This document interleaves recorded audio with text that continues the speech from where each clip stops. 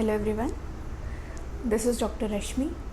आज मैं एक ऐसे टॉपिक के बारे में डिस्कस कर रही हूँ जो छोटे बच्चे हैं, मतलब 6 महीने से छोटे बच्चे, उनके पेरेंट्स इस चीज़ के लिए बहुत परेशान रहते हैं। कई टाइम से ये बात चली आ रही है कि बच्चे का सिर जो टेढ़ा मेढ़ा हो जाता है, उसका कारण क्या है।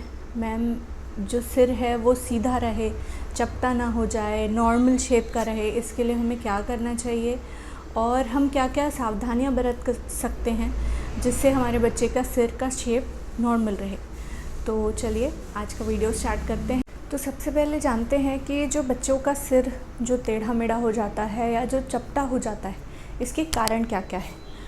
जो मोस्ट कॉमन कारण है इसके वो है एबनॉर्मल स्लीपिंग पोजीशंस। कई बार बच्चों को सिर्फ सीधा ही सुलाया जाता है या एक करवट ही सुलाया जाता है, और क्योंकि छोटे बच्चों के बोन्स, अभी जो सिर के बोन्स हैं वो बहुत ज़्यादा सॉफ्ट होते हैं, जो सिर के स्कल के बोन्स हैं वो फ्यूज़ नहीं हुए होते हैं, अभी जुड़े नहीं हुए होते हैं, क्योंकि ब्रेन अभी डेवलप हो रहा होता है, बड़ा हो रहा होता है।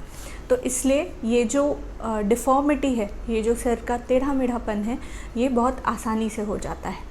जो और कारण हैं उसमें अगर ट्विन्स डिलीवरी है, क्योंकि ट्विन्स अगर हैं तो वहाँ पेट में जगह नहीं होती, इसलिए भी ये हो सकता है। पेट में अगर पानी की कमी है, माँ को, बच्चे को पानी में घूमने की जगह नहीं मिल रही है, बच्चा बहुत कम स्पेस में है, उस कारण भी ये हो सकता है। फिर जो प्रीटर्म बेबीज़ होते हैं, जो बेबीज़ समय से पहले हो जाते हैं, 7वें महीने पे, 6वें महीने पे जो बेबीज़ हो जाते हैं, उनमें ये चीज़ बहुत कॉमन होती है।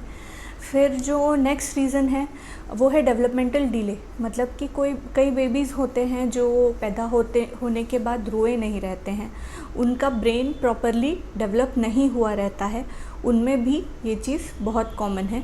और जो लास्ट कारण है वो है टमी टाइम न देना। टमी टाइम क्या होता है?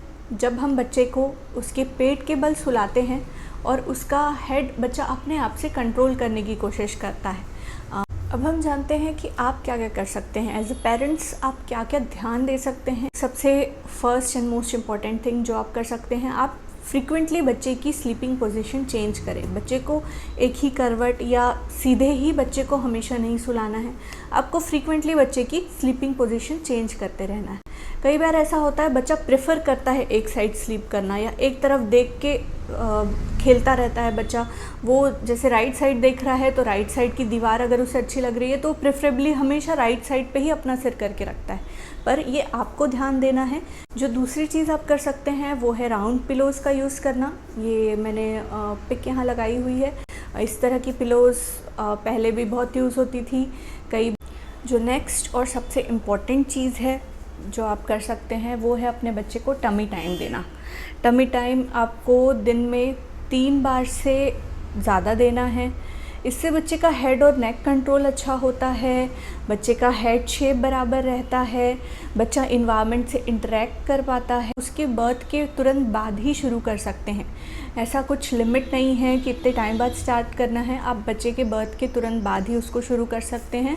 बच्चे का नेक कंट्रोल बहुत अच्छा होगा और उसके जो हेड शेप है उसको नॉर्मल लाने में ये बहुत ज़्यादा हेल्प करेगा। अब हम देखते हैं कि इसका ट्रीटमेंट क्या क्या है। तो ये डिपेंड होता है कि जो हेड शेप की एबनॉर्मलिटी है उसकी सीवियरिटी कितनी है, वो कितना ज़्यादा सीवियर है, कितना ज़्यादा ख़राब है। तो अगर हेड शेप बहुत ज़्यादा चेंज नहीं हुआ है तो हम उसे RPPT देते हैं, मतलब कि रीपोजिशनल थेरेपी एंड फिजियोथेरेपी। तो आप अपने पीडियाट्रिशियन से विज़िट करें, वो आपको इसके बारे में डिटेल में अच्छे से समझाएंगे। और जो नेक्स्ट थिंग है, जो अगर बच्चे का जो हेड शेप है वो बहुत सीवियरली डिफॉर्म्ड है, मतलब कि बहुत ज़्यादा टेढ़ा मेढ़ा है और 4 से 5 महीने हो चुके हैं, बच्चे को RPPT भी दिया गया है पर उसका कोई रिज़ल्ट नहीं आ रहा है, तो इसके बाद जो लास्ट रिज़ॉर्ट होता है वो है हेलमेट थेरेपी होती है। इसके बारे में भी आपको अपने पीडियाट्रिशियन से एडवाइस लेनी चाहिए। हेलमेट थेरेपी थोड़ी सी कॉस्टलियर होती है, इंडिया में ये बहुत सारी जगहों पे अवेलेबल नहीं होती है, प्लस कि बच्चे के हेड के हिसाब से अलग अलग हेलमेट्स बनवाने पड़ते हैं, कस्टमाइज़ करवाने पड़ते हैं। तो आई वुड सजेस्ट कि आप सबसे पहले प्रिवेंशन पे ध्यान दीजिए, बचाव पे ध्यान दीजिए। Thank you. आई होप इस वीडियो से आपको इस टॉपिक के बारे में सारी जानकारी मिली होगी। आपकी कोई भी क्वेरीज़ रहती है, क्वेश्चंस रहते हैं, आप मेरे चैनल पे क्वेश्चन कर सकते हैं, कमेंट कर सकते हैं। और ये वीडियो आपको अच्छा लगा हो तो उसे लाइक कीजिए, मेरे चैनल को सब्सक्राइब कीजिए। Thank you.